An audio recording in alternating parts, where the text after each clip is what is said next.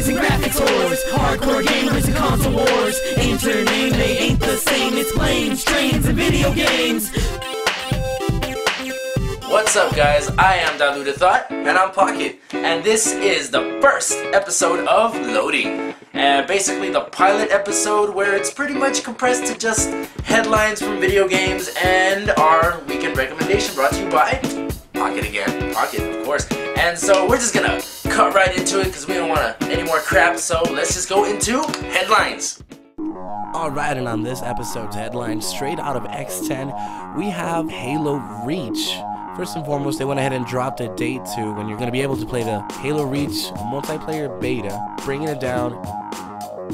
I suggest you go to the store right now, you purchase Halo 3 ODST, enjoy the campaign, have fun for about 4 hours, and then just hold on to the disc for a couple of months and you'll get to have fun yet again. A couple of new things that we found out on X10, you're going to be playing as Spartan 3s. You are not going to be Spartan 2's Master Chief. They're just as cool as Spartan 2s. They were actually cheaper to make, therefore they were more expendable. That's why you'll see a bunch of them. You'll have a sniper, you'll have a heavy duties guy. We actually get to see the first female Spartan.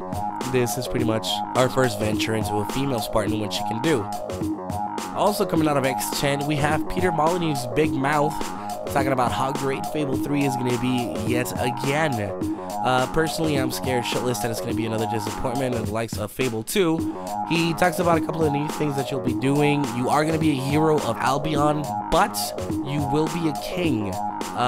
Apparently, the first half of the game will have you trying to bring down a tyrant king. The second half, you will actually be doing the role of the king. Weapons, magic, all that good stuff is back. Everybody's hyped over Fable 3. Well, everybody at Lionhead Studios anyways.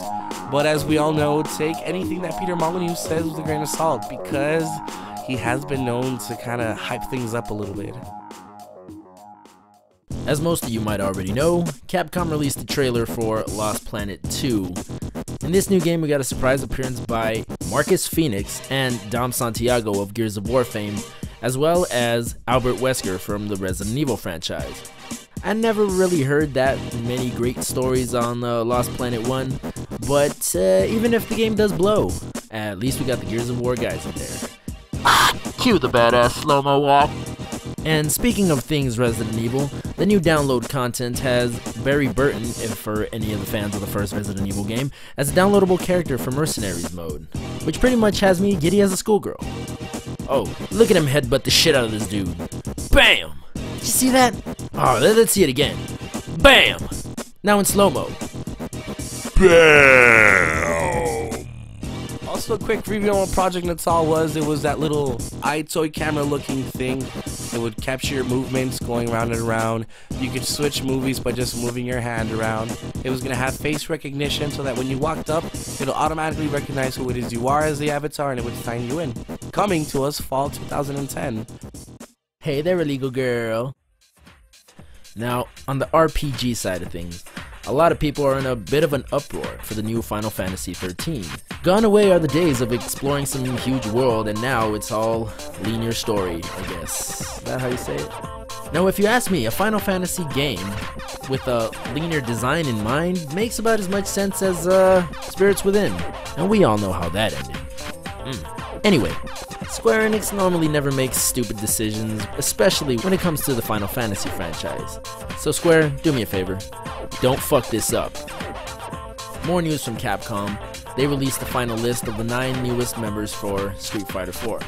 Now we're going to be seeing a lot more of Ibuki, Dudley the Boxer, Mokado, Guy, the ninja from Final Fight, his badass partner Cody, Add-on, DJ, T-Hawk, and the brand spanking new Psycho, Judy, who kind of reminds me of my ex-girlfriend. But anyway, expect to be kicking some ass pretty soon, as these fighters are a pretty awesome addition to the already dope-ass Street Fighter 4.